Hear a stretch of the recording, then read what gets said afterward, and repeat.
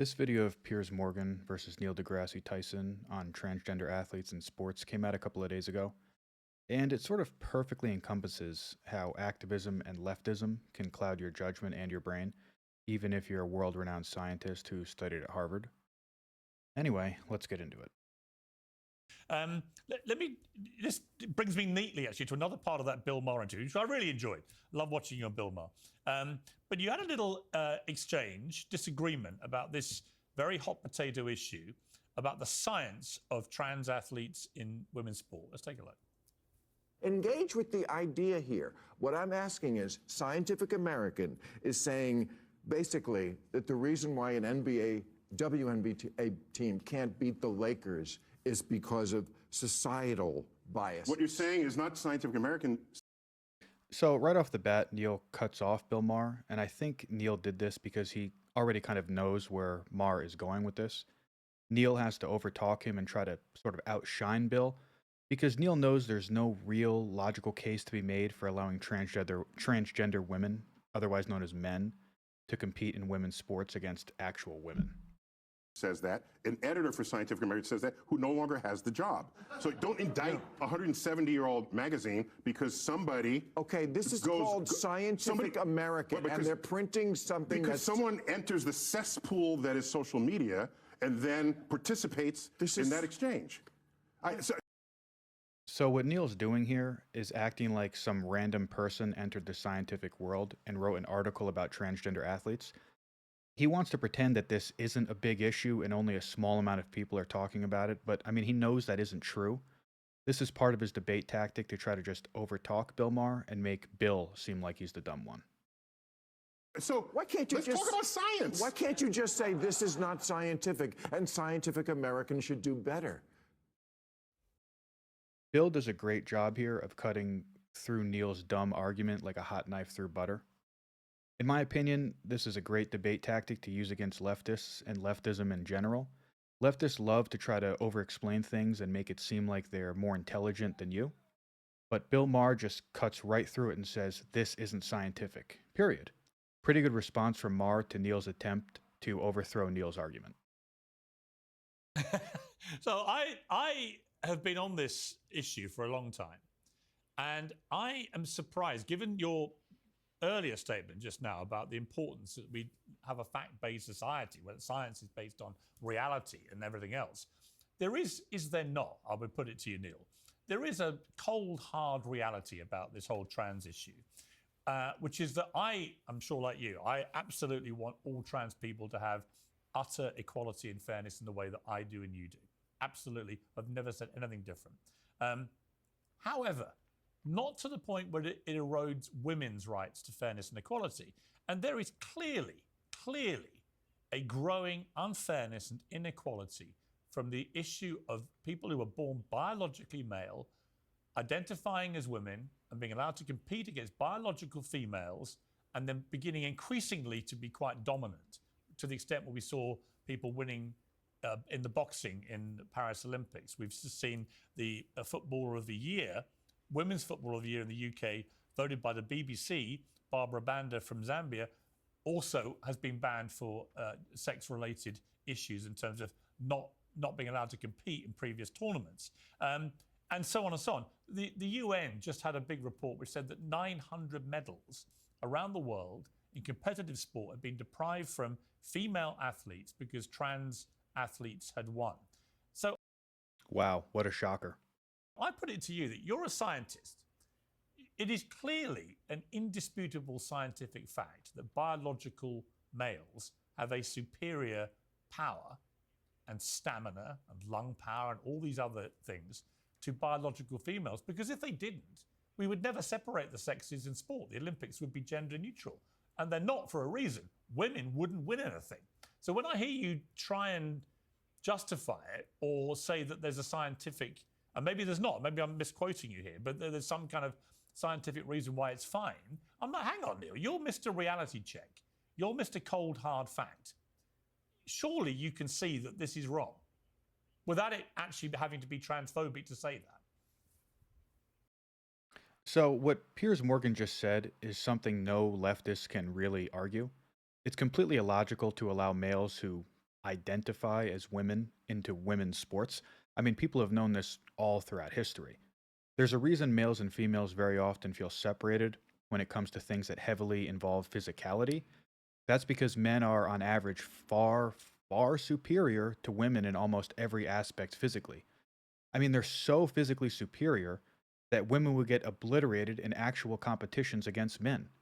We've already seen this happen, with swimming, weightlifting, even in the UFC. Anyway, let's see how Neil tries to weasel his way out of answering this one truthfully. Well, so you have me here live on your show. We don't have to comment on other shows. So let's just have this conversation. Yeah. So What Neil's trying to do just right here is he's trying to assert dominance in the conversation. I think he's doing this because he knows he's about to fight an uphill battle against Piers. Neil is a smart person, and I think he knows he has no real argument to make against Piers and what Piers Morgan just said. So I did my own study of the relative speed of men relative to women in Olympic sports, the world records, from the 100 meters to the 200 meters, the 400, right on up to the marathon. And what I noticed is in every event, on average, men were 10% faster than women. 10% faster. And The funny thing about what he just said is 10% is a massive number. I mean, that's enormous. I mean, when people beat each other in swimming or running, the winners often wins by fractions of a second. So being 10% superior is going to give you a night and day advantage over somebody else, especially when it comes to sort of elite level athletes. I mean, those people at that level, they're doing literally everything they can all year, training, dieting, exercise, to give them, maybe a 1% advantage against somebody else. So Neil's saying here that males had a 10% advantage on average is massive. And he's kind of saying this as if, well, it's just 10%, but I don't think he realizes that by him just admitting it himself that it's 10%, that's an enormous number. in events that require strength, that percent was even higher. I forgot what my exact number. It might have been 50% stronger. Okay, so Yeah, I mean, no shit. Men being 50% stronger than women on average is, I guess this is apparently breaking news to liberals. across the board, that is the case. So that's not that. There's no dispute there. That's Right. just objective truth. So now we have to ask, why do we watch The guy that's talking about objective truth is trying to make the case for why males should be allowed to enter women's sports. Keep that in mind. sports at all? Okay, and at Friday Night Lights, that's in the United States, that's high school football. Saturday, it's college football. Sunday, it's the NFL. Do you realize? See, look, what he's doing here, what Neil's trying to do is, I think he's purposely trying to overtalk and sort of over-explain to make this seem like it's far more complicated than it actually is. Of course, that the worst team ever in the NFL could wipe its ass with the best team ever in college. Why? Because every single player in the NFL was the best person in their college. And so there's no contest between these zones of athletic engagement. But we still like watching college. We don't watch college and say, the Philadelphia Eagles could whip their ass, so let's not watch it. No, we like the equality of the contest and not knowing who would win. That's what makes sports fun. Okay, so if there's a wave of trans women who dominate the sport In other words, a wave of males. against other women, all those sports will become less interesting based on how we all watch sports. Even the Super Bowl here in the United States, if it's a blowout by halftime, nobody watches the second half. Right. We watch it for the equality of the contest. Okay. See right there what he just said, quality of the contest. What he doesn't realize, well, granted, he probably does realize this, but I just think he's arguing in bad faith.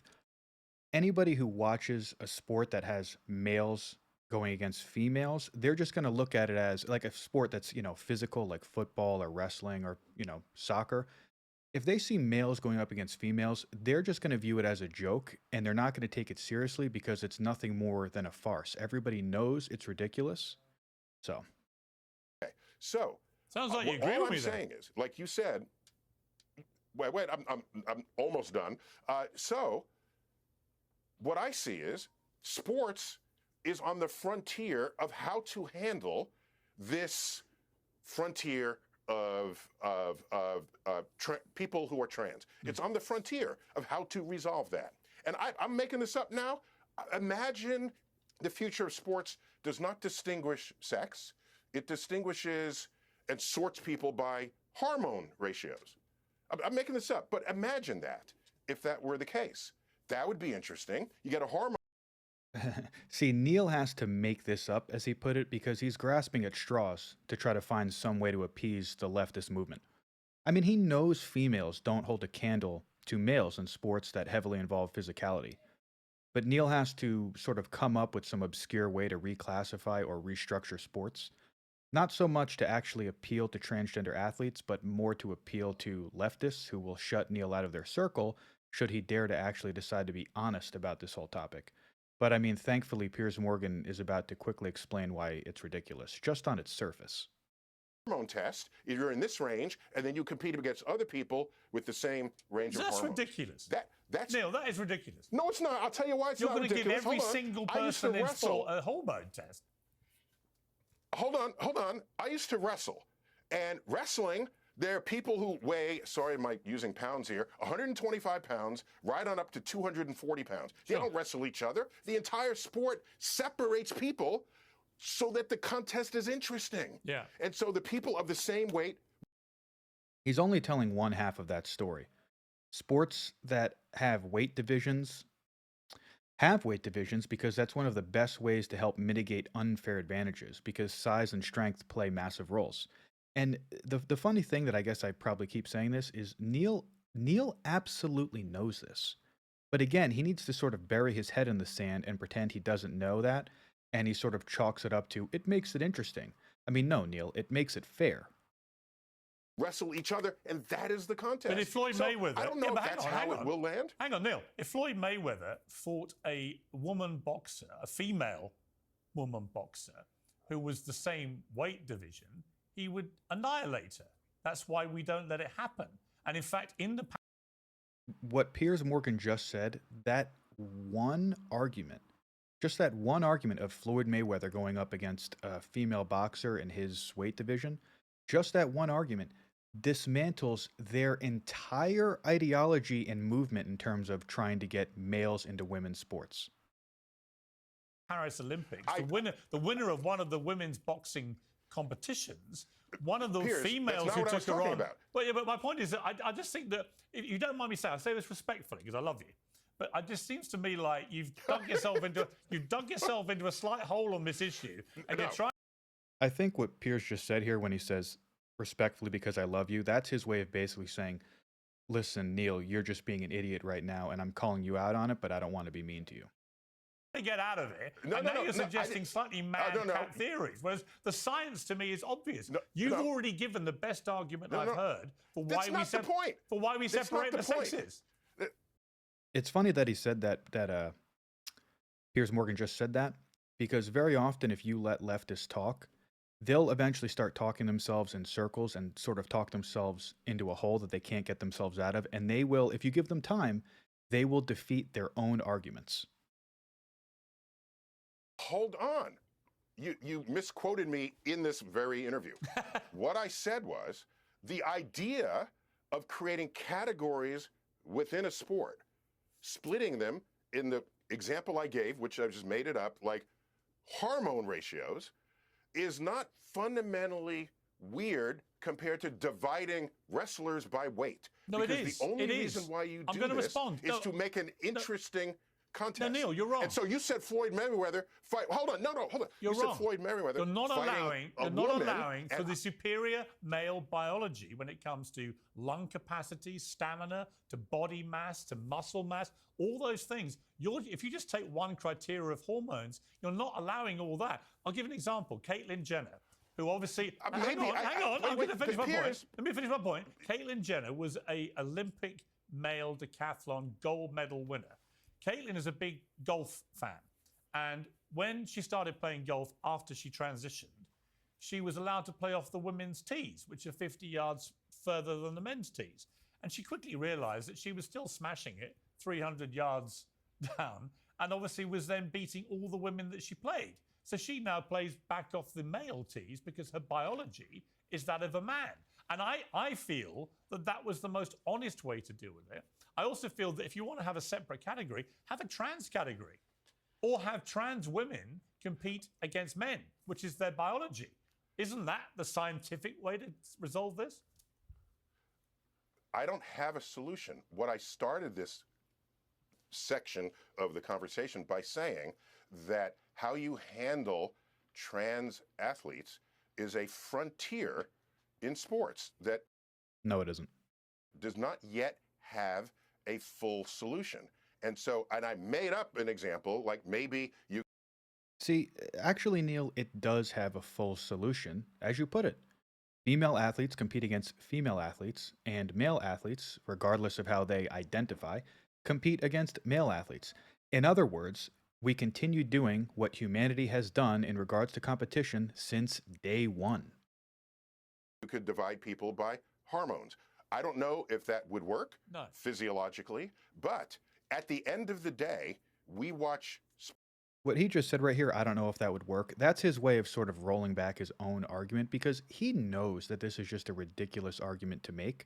Hormone ratios, and for what it's worth, I hope people on the left start pushing for that and advocating for that in terms of sports competitions because I would love to see them constantly try to say, well, we need to separate people by hormone ratios because everybody else who's arguing against them is going to obliterate them in debates. So I actually hope they go that route because it's going to be fun to watch them squirm and try to defend some new ridiculous ideology that they came up with on the fly.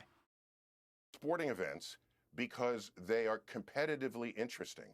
And so something's going to have to get resolved there. And I don't have that solution. I do. I do. And I just tossed up hormones. You have a trans category, or you have the trans women compete against biological men, which is what they are. And I completely respect trans rights. That may be, that may be how it settles, but Yeah. I don't know. But I'm telling you, it's a frontier without a current solution that everybody agrees to. That's all I'm telling you. And I started this by affirming, yes, men are faster and stronger than the average man is stronger and faster. Too. World-class men are faster and stronger than world-class women. Obviously, there's huge overlap when you come down the rest of the distribution. The truth is, But if you had a gender-neutral Olympics, how many women, biological female women, would win gold medals if it was open to men and women? The answer is literally there, like and I'm they trying might to stay win one or above this. two. Yeah, see, Neil isn't trying to stay above this, as he put it. He's trying to outright ignore it because, again, he knows he has no real argument against Piers' very simple yet very rational arguments. I'm trying to stay above. You're creating this world that makes great clickbait. And No, I'm not. Honestly, I'm not. People No, to no. see commented on. No. It's amazing how saying males should only compete against males in physical sports is somehow creating a new world. I mean, these people are truly delusional. Honestly, Yes, it is. I'm throwing back at you the thing you throw back at other people, which is science. I'm telling you that it's the scientific reality, unless you say otherwise, and I don't think you do, because you've already explained that men have a superior I'm not speed saying and power. otherwise. I started this. The science is clear I to me. started this by saying it. But the science is clear, isn't it? And I'm saying the solution isn't clear, even if the science is. He knows the solution is clear. He knows this. But again, he has to be more of an activist in this department as opposed to a scientist. So he just has to keep saying the solution isn't clear and sort of play it off as, again, he likes to put it as, well, it's a new frontier. And he wants to act like, we as people need to come together and figure out how to navigate this, again, new frontier, as he put it. But he knows that there's no new frontier. He has to be an activist. And so that's all. We can debate what could work. I think the world has to figure it out, and maybe they'll figure it out one day. And maybe it is hormone ratios. I don't know. But if it is hormone ratios and we don't compete sexes, we compete by hormones, that's a whole other interesting future of athletics. By the way, every Olympics, I pause and think to myself, which of these events can and should not be separated by sex? Which there ones? are some already Which that are ones? the case. And the equestrian. The equestrian does not separate men from Equestrian women. and shooting, I think, also is another one where if they're sitting and shooting, there's no That reason. I didn't know. Yeah. So I just figured there's some that would be the case. And we can start there and just work our way up. So yeah, it's a frontier. People are thinking about it. Top people. Oh my God, I'll say it again. It's not a frontier. Humanity figured this out literally thousands of years ago. Males, the vast majority of the time, are far superior to females in terms of physicality. I don't know if Neil figured that out yet, but physicality plays a large role in a lot of sports. I guess the left sort of missed the memo on that one. People are thinking about it. And I'm not going to be the one who'll have that solution. Fair But enough. at the end, I know when you're watching sports, you want to watch people who have equivalent talent compete. Otherwise, it's not interesting. Well, you want it to be fair know and this. equal. That's why when there was Advertisers know this. yeah, but it's like when you have the doping scandal in, say, cycling, because people are using drugs to cheat, it gives them an advantage. It's just wrong because it removes the basic premise of sport that you and I would love, which is it has to be fair and equal. And the moment you lose that, Unless you just allowed everyone to dope, then it would be fair and equal again. Well, yeah. There's a lot of ways that can slice. Yeah. you know what, in cycling, that's pretty much Yeah. what happened. I think I interviewed a guy once when I was at CNN who had been like number 42 in the world in cycling, and it turned out he may have been the best cyclist in the world because the other 41 were all cheats. So it may well have been the case. Let's turn to something less contentious. Yeah, so I mean, that's pretty much the entire debate between Piers Morgan and Neil deGrasse Tyson. I think the problem I have with people like Neil in this video is I know that Neil isn't arguing in good faith. I mean, Neil is not stupid. He knows female athletes would get the piss rocked out of them if they went up against male athletes. I mean, he knows he's spouting pure lunacy, and he chooses to go down weird rabbit holes like, well, what if we separated athletes by hormones? Like, bro, what are you talking about? He plays it up like, look, I'm just throwing out a theory here. Yeah, and your theory's stupid, and it doesn't take extensive scientific data to figure that out. But again, Neil has to play dumb on this subject because he has a political base he can't really risk pissing off. Anyway, that's really it for the video. I'm really honestly amazed that this has to be a discussion in 2024. And in my opinion, it really shows how the left has truly lost their marbles. Having said that, it's still fun to laugh at their stupidity and their dishonesty.